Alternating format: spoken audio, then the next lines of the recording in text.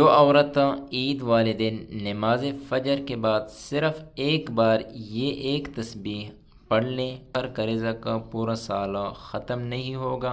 कारोबार नहीं है तो कारोबार मिल जाएगा, नौकरी का मसला है तो नौकरी का मसला हल हो जाएगा। जिस भी मकसद के लिए आप वो ये अमल करेंगे तो इंशाल्लाह उस मकसद में आपको कामयाबी ज़रूर मिल जाएगी।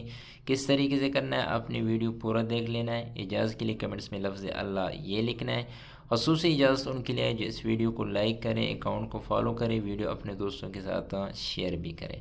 पसंद की शादी करना चाहते हैं, इस्तिहारा कराना चाहते हैं, अपना हिसाब लगाना चाहते हैं तो आप व्हाट्सएप के ज़रिए हमारे साथ रब्ता कर सकते हैं।